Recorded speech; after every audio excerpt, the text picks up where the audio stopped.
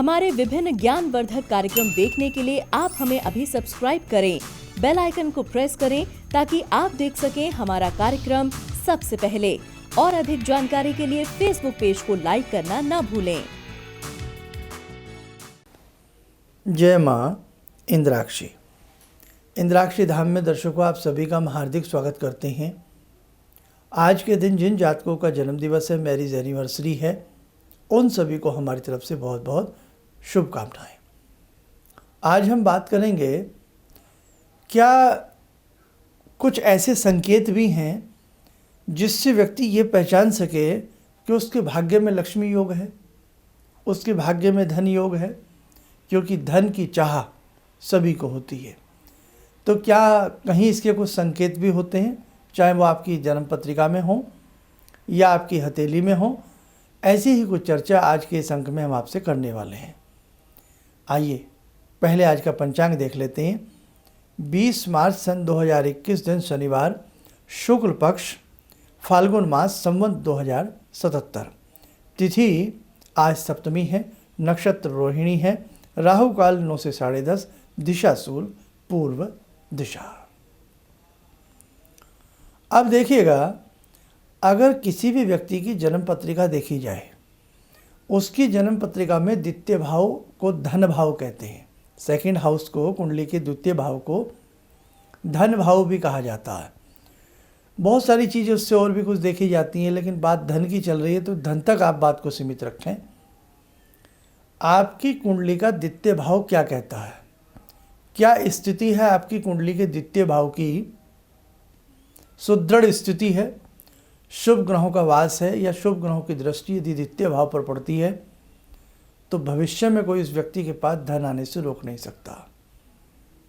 ऐसे ही सुख भाव, लाभ भाव, अगर सुख और लाभ और भाग्य भाव, आपकी जन्म पत्रिका का सुख भाव चतुर्थ भाव, लाभ भाव एकादश भाव, आपकी जन्म पत्रिका का नवम भाव भाग्य भाव, भाग्य स्थान, अगर इन भावों में भी जान है, अब वो तो मैं आपको पूरा प्रैक्टिकली नहीं समझा सकता, लेकिन मैं आपसे बातें कर रहा हूँ इस तरह से, अगर इन भावों में भी अच्छे ग्रह बैठे हों या ये भाव आपकी कुंडली के बलिष्ठतम हों, तो निश्चित इस बात का सबूत है, इशारा है, आपके पास धन आएगा ही आएगा।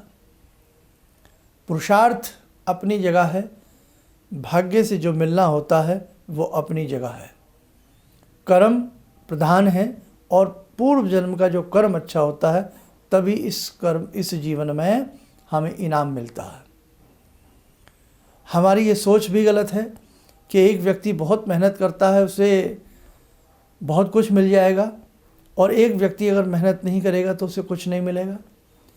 सनातन धर्म में पूर्व जन्म की मेहनत को भी देखा जाता है और ऐसा आपने देखा भी होगा कि एक व्यक्ति मेहनत कर रहा है लेकिन उसके पास उतनी सफलताएं नहीं हैं, और एक व्यक्ति कम मेहनत कर रहा है या कर भी नहीं रहा है, उसके पास बहुत सारी सफलताएं हैं।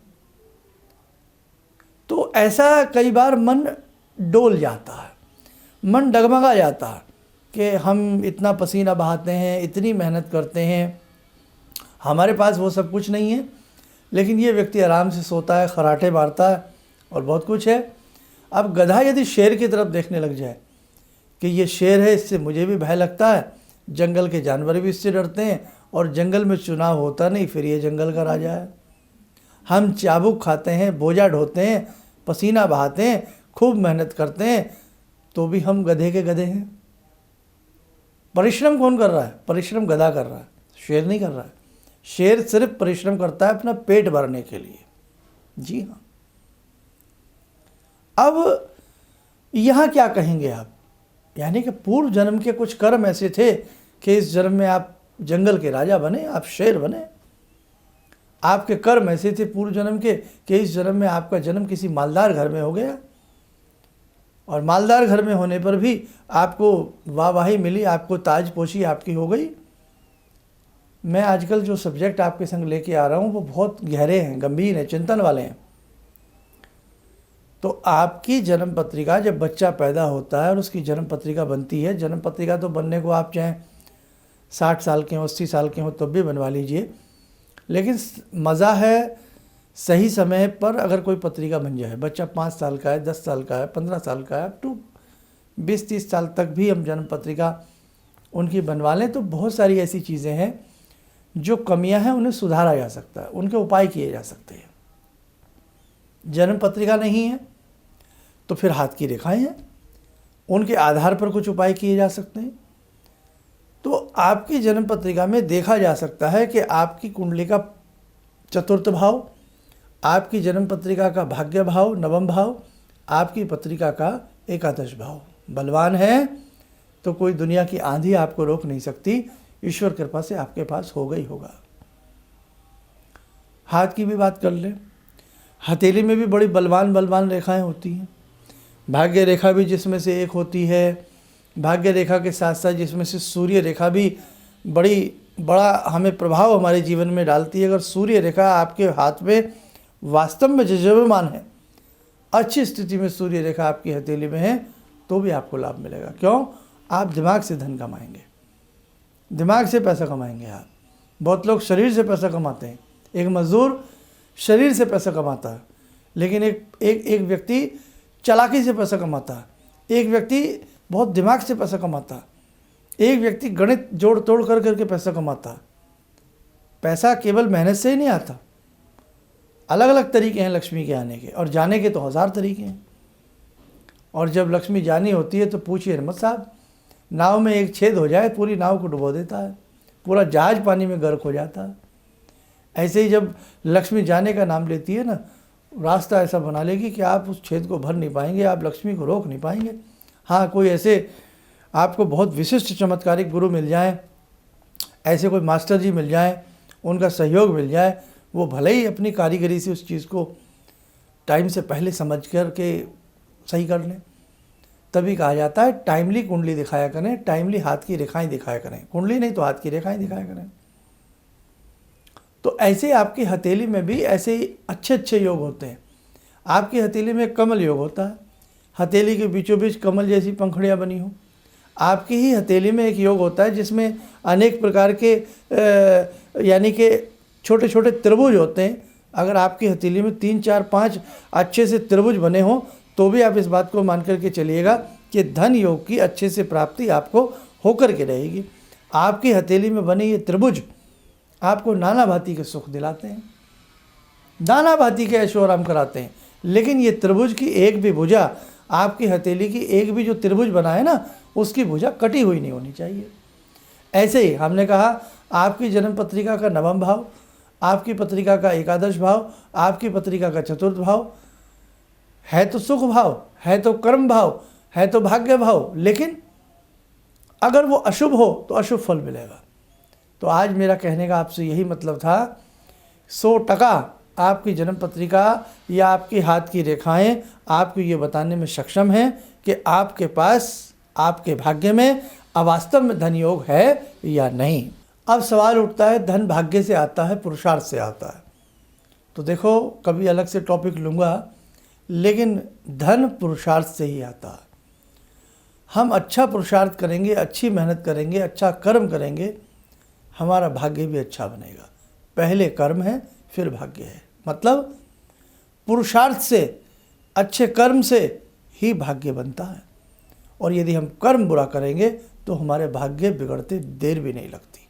बस यही संदेश, जीवन में अच्छे से जीना, अच्छे से काम करना, अच्छे से कर्म करना, लक्ष्मी हो, प्रसिद्धि हो, सिद्धि हो, कोई भी चीज़ आपसे दूर नहीं है यदि आप जीवन के मर्म को समझ करके, लोगों की बातों को समझ करके, इंसानियत को समझ करके जीवन में आगे बढ़ोगे। आइए दर्शकों, समय हो चला आज की ध्यानमाला का। आज की ध्यानमाला में जोड़ते हैं भगवती दुर्गा से। ॐ सिन्दूरारुण विग्रहां त्रिनयनां माणिक्यमूले स्फुरात् स्तारानायकशेखरं स्मितमुखी भापेन वाक्छोरुवां पाणिभ्यामलपूर्णरत्नचषकां रत्नोत्परां बिभ्रति सौम्यां रत्नघटस्थरक्तचरणां ध्यायेत् पराम् अम्बिकां खड्गं चक्रगदेषु चापपरिगान् शूलम्बुशोण्डिं शिरा शङ्खं संदधतीं करे स्त्रीनयनां सर्वाङ्गभूषावृतां नीलासमद्युतिमास्य पाददशकां सेवे महाकालिकां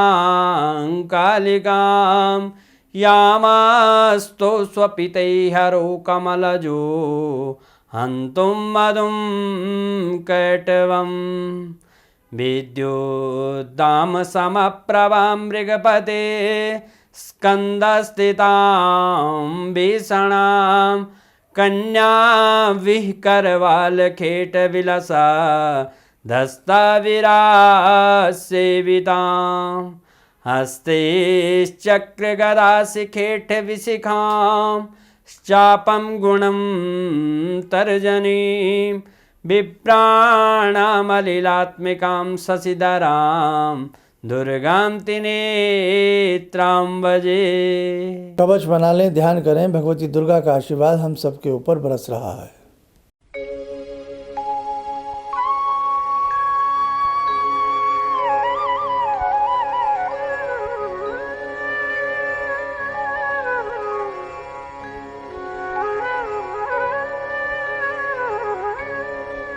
ओम बोलते हुए नेत्र खोले। देखो मेरे साधकों, परेशान मत होना। जीवन में हर परेशानी का सोल्यूशन मिल जाता है। समस्याएं हैं तो समाधान भी है, समझ गए आप? तो आपके जीवन में यदि आपको लगता है धन नहीं है, लक्ष्मी नहीं है, मेहनत के बावजूद भी बहुत दिक्कतें हैं, क्या करें? ऐसी स्थिति में आप किसी मर्मज्ञ को या तो अपनी जन्म पत्रिका दिखाएं या हाथ की रेखाएं दिखाएं। आए समझ में? हमारे जितने भी दीक्षा वाले विद्यार्थी हैं, हमसे जुड़े लोग हैं, हमारे ज्योतिष सीखने वाले विद्यार्थी हैं, साधक हैं दीक्षा के, तो आप चिंता मत करना। जो भी आपको दीक्षा में मंत्र प्रदान किए गए हैं उन्हें अच्छे मन से पढ़ना, श्रद्धा से पढ़ना, आपको लाभ मिलेगा। बाकी हमारे जितने अन्य दर्शक हमें देखते हैं, सुनते हैं, आपका जो भी अपना इष्ट मंत्र है, गुरु मंत्र है, या आपकी जो दैनिक साधना आप करते हैं, उसे आप बहुत मंथन से, मन से, मनन से आप करना। आपको ज़िंदगी में बहुत कुछ मिलेगा। बस करना, अच्छे दिल से करना, आप जीवन में बहुत अच्छे से रहोगे। बस इन्हीं शब्दों के साथ मैं अपनी वाणी को विराम देता हूँ। जय माँ इंद्राक्षी। मैं बहुत दिनों से तलाश में था कि कोई ऐसा मंच मिले या कोई ऐसे मुझे गुरु मिले जो कि मेरे को आध्यात्म क्षेत्र में आगे ले जाने का प्रयास करे। तो अपने गुरुदेव को उसमें दिखा तो मैं डायरी से भी नोट करते गया, कौन सी समस्या कैसे सॉल्व होगी, कौन सी समस्या क्या होगी। तो मैं इसके पहले भी कई जगह रहा हूँ, लोग मेरे पूछते थे हमारा ये प्रॉब्लम है कैसे करना है, वो प्रॉब्लम है कैसे करना है। तो बहुत कुछ चीज़ें ऐसे मतलब संतोष में खोजने का प्रयास करता हूँ कि वो मुझे मिले, और जो भी मिला उनसे बहुत कुछ मुझे सीखने को मिला। किसी भी समस्या के समाधान के लिए मिले प्रसिद्ध हस्तरेखा एवं वास्तु विशेषज्ञ प्रोफेसर धर्मेंद्र शर्मा जी से। नोट: शिविर में भाग लेने हेतु एवं व्यक्तिगत रूप से मिलने के लिए कॉल करने का समय सुबह 10 बजे से शाम 6 बजे तक। हमारे विभिन्न ज्ञानवर्धक कार्यक्रम देखने के लिए आप हमें अभी सब्सक्राइब करें, बेल आइकन को प्रेस करें ताकि आप देख सकें हमारा कार्यक्रम सबसे पहले। और अधिक जानकारी के लिए फेसबुक पेज को लाइक करना न भूलें।